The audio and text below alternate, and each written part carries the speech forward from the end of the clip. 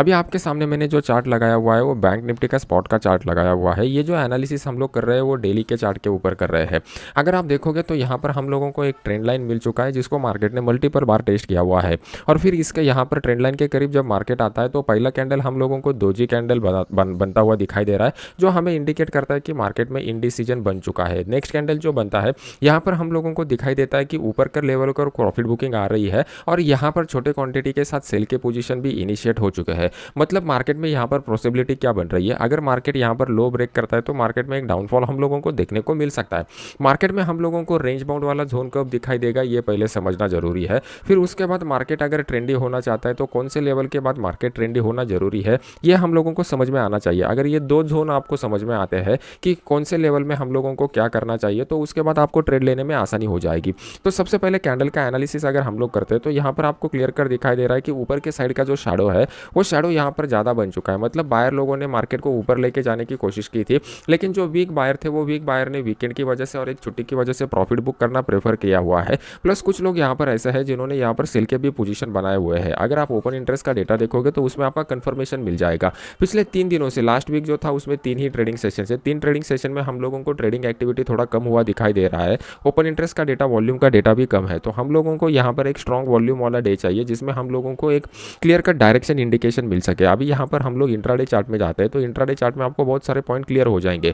Market में अगर आप देखोगे तो बहुत टाइम से, मतलब पिछले 4-5 दिनों से मार्केट में अपसाइड का मोमेंटम चल रहा था और इस अपसाइड के मोमेंटम में यहाँ पर आप देखोगे तो एक पैटर्न यहाँ पर बनने की कोशिश हो रही है। इस पैटर्न को हम लोग बोल सकते हैं हेड एंड शोल्डर पैटर्न। अभी ये जो हेड एंड शोल्डर पैटर्न है ये अभी पूरी तरीके से कंप्लीट नहीं हुआ है, सिर्फ यहाँ पर प्रोबेबिलिटी बन चुकी है। मार्केट में यहाँ पर जो अप ट्रेंड बना हुआ है ये अप ट्रेंड के बाद अगर हेड एंड शोल्डर पैटर्न बन जाता है तो वो बहुत ही सिग्निफिकेंट रहता है। ये हेड एंड शोल्डर पैटर्न में हम लोगों को यहाँ पर एक नेकलाइन ड्रॉ करनी पड़ेगी। अगर मार्केट इस नेकलाइन के नीचे आता है और 41,000 के नीचे सस्टेन करता है तो मार्केट में हम लोगों को गिरावट देखने को मिलेगी, जो फर्स्ट अटेम्प्ट में मार्केट को 40,800 के करीब लेके आएगी। अगर 40,800 का लेवल भी ब्रेक हो जाता है तो फिर हम लोगों को 40,600 के लेवल के करीब मार्केट आते हुए दिखाई दे सकता है। ये प्योरली प्राइस एक्शन के हिसाब से मैं आपको एनालिसिस बता रहा हूँ और उसके पीछे का लॉजिक भी एक्सप्लेन कर रहा हूँ। मेरा इंटेंशन यह है कि आप इस लॉजिक को समझिए और इस लॉजिक को आप बैक टेस्ट कीजिए। बैक टेस्ट जब आप करोगे तो आपको पता चलेगा कि सच में ये लॉजिक वर्क होता है क्या और उसका सक्सेस रेट कितना आ रहा है। मतलब अगर आप 10 अपॉर्चुनिटी के लिए इसको ट्राई करते हैं तो 10 में से कितना अपॉर्चुनिटी प्रॉफिट में जा रहा है, कितना लॉस में जा रहा है।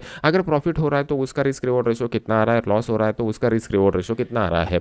ये दोनों पॉइंट अगर आप कंप्लीट करते हो तो इससे आपको समझ में आ जाएगा कि मार्केट में यहाँ पर मैक्सिमम ड्रॉडाउन कितना होता है। मतलब जब हम प्रॉफिट कमाते हैं तो कितना कमाते हैं, लॉस होता है तो कितना होता है और फिर लॉस रिकवरी के लिए कितना टाइम लगता है। तो बैक टेस्टिंग में ये सभी बातें आप लोगों को अगर पता चल जाएगी तो आपका ऑटोमेटिकली उस ट्रेडिंग स्ट्रैटेजी के ऊपर कॉन्फिडेंस बिल्टअप हो जाएगा और अगर कॉन्फिडेंस बिल्टअप हो जाएगा तभी आप उसको लाइव मार्केट में फॉलो कर पाओगे। ये बहुत ही सिस्टमैटिक अप्रोच मैंने आपको बता दिया है। अगर इसकी अपॉर्चुनिटी कहाँ पे मिलेगा ये इंट्राडे चार्ट में समझने की कोशिश करते हैं तो सबसे पहले हम लोगों को यहाँ पर एक ट्रेंड लाइन ड्रॉ करना पड़ेगा। मार्केट अगर इस ट्रेंड लाइन को ब्रेक करता है तो हमारे लिए बेस्ट अर्निंग अपॉर्चुनिटी मिल सकता है। मार्केट, पहली बात यह है कि प्राइस एक्शन के हिसाब से ये जो ट्रेंड लाइन है इसको मार्केट ने मल्टीपल बार सपोर्ट लिया हुआ है। तो जब भी मल्टीपल बार सपोर्ट लेता है तो वो ट्रेंड लाइन वीक होता है, तो प्राइस एक्शन के हिसाब से ट्रेंड लाइन ब्रेक होगा। प्लस ओपन इंटरेस्ट के डेटा के हिसाब से मार्केट 41,000 के नीचे आएगा तो बेस्ट ट्रेडिंग अपॉर्चुनिटी मिलेगा, जिसमें हम लोग 41,000 का जो पुट है वो 41,000 के पुट को हम लोग यहाँ पर बाय कर सकते हैं। इसका जो स्टॉप लॉस निकल के आएगा यहाँ पर जो भी स्विंग हाई बनेगा वो स्टॉप लॉस की तरह यूज कर सकते हैं। नीचे की साइड में हमारा पहला टारगेट जो निकल के आएगा वो 40,830 के करीब का निकल के आ रहा है। ये हमारा फर्स्ट टारगेट रहेगा। मतलब ऑलमोस्ट डाउन साइड में हम लोगों को 160 से 70 पॉइंट का मोमेंटम मिल सकता है। मार्केट को अपसाइड का मोमेंटम कब कंटिन्यू रख सकता है, अगर आप देखोगे तो यहाँ पर मैंने आपके लिए ऊपर के साइड का ट्रेंड लाइन ड्रॉ करके रखा हुआ है।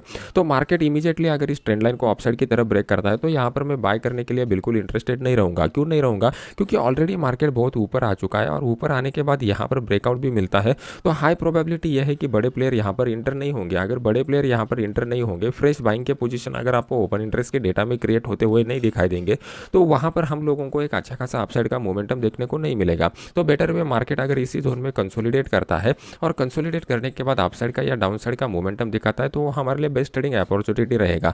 मार्केट को कंसोलिडेट होना क्यों जरूरी है? क्योंकि जब भी मार्केट रेंज बाउंड जोन में जाता है, कंसोलिडेट होता है, तो उस केस में बहुत सारे वीक बायर जो रहेंगे वो वीक बायर और वीक सेलर यहाँ पर अपने पोजीशन बना के फंस जाते हैं और जब ये लोग ट्रैप हो जाते हैं तो इनके ट्रैपिंग की वजह से मार्केट में एक अच्छा खासा अपसाइड का मोमेंटम या डाउन साइड का मोमेंटम क्रिएट होता है।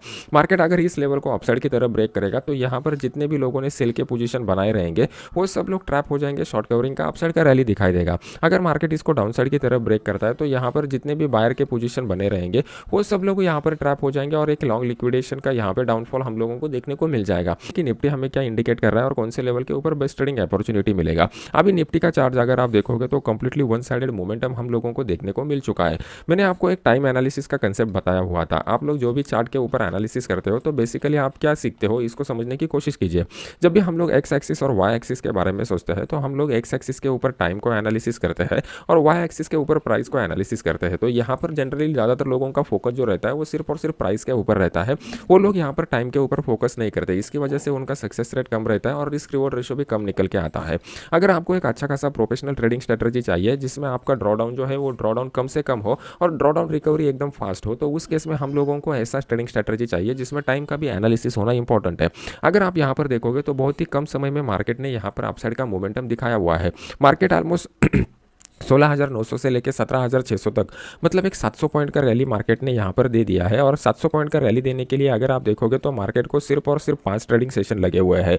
तो यहाँ पर हम लोगों को एक प्राइस एक्शन के हिसाब से बेसिक और फंडामेंटल रूल ये कहता है जब भी मार्केट में एक बड़ा अपसाइड का मोमेंटम हो जाता है तो उसके बाद मार्केट को आइदर रिट्रेसमेंट जोन में आना चाहिए या रेंज बाउंड जोन में जाना चाहिए। उसकी वजह से क्या हो जाता है, यहाँ पर जितने भी वीक हैंड रहते हैं वो वीक हैंड मार्केट से निकल जाते हैं और फिर फ्रेश एंट्री के लिए मार्केट तैयार हो जाता है और उस फ्रेश एंट्री में अगर हम लोग एंटर हो जाते हैं तो हम लोगों को अच्छा खासा बेनिफिट हो जाता है। तो मार्केट अगर यहाँ पर इस रेजिस्टेंस जोन को ब्रेक करके ऊपर क्लोज हो गया है तो यहाँ पर हम लोगों को कौन से पॉइंट के ऊपर फोकस करना पड़ेगा।